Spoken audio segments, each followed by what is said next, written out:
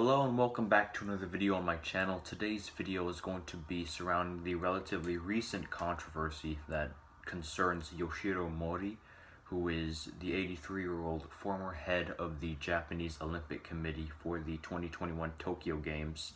Well, it's now 2021, but it was originally planned for 2020, obviously.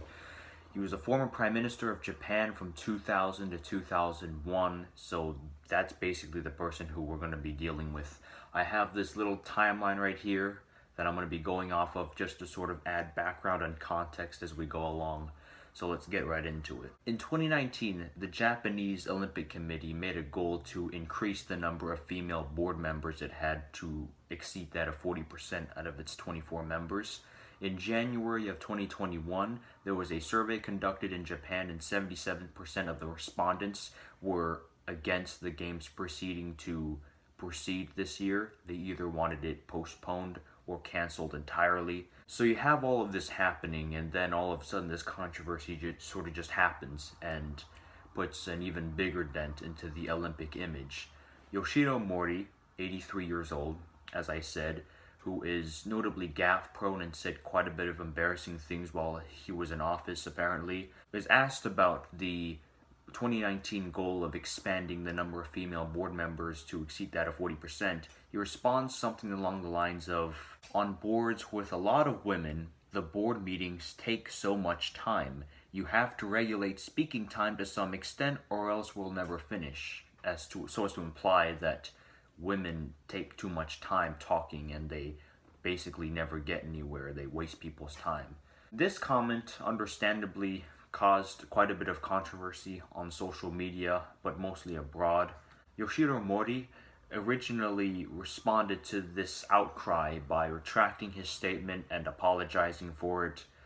Initially not going to resign, but eventually did several days later. The Olympic Committee originally planned on replacing him with Saburo Kawabuchi, an 84-year-old former leader of a soccer team, who was also unfavorable due to his apparent support for corporal punishment for children. The Japanese Olympic Committee then changed their plans and replaced Mori with Saiko Hashimoto, who was 56, who was a former Olympian herself through the 80s and 90s in the sports of speed skating and cycling. She is also a member of the Liberal Democratic Party in Japan and served as part of their parliament since 1995.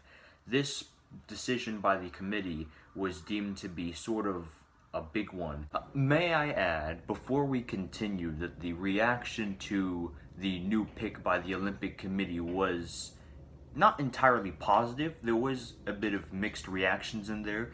I think I read that one lady called it a fairly superficial pick and that it would have no major long-term impact on the push for gender equality and women's rights. But overall, you had a pretty much positive reaction to the whole ordeal.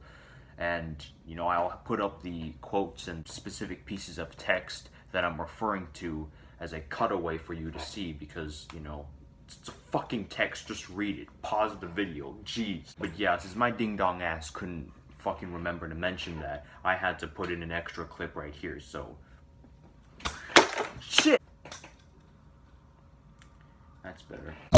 As Japan is infamously known for being a fairly patriarchal country, they ranked 121 out of 153 countries in a ranking by the World Economic Forum in 2020 for global gender gaps. So not a very good thing on Japan's part right there.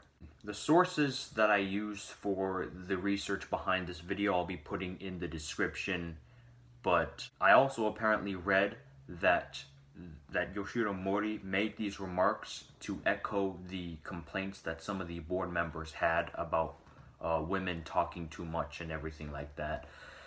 I am not inclined to disbelieve him, but I don't think that can be used as an excuse, let alone a justification for saying this, because the way he delivered it made it seem like it came from his own mind and his own thoughts. But then again, he is gaffe-prone, so stuff like this probably may or may not be a surprise to some people.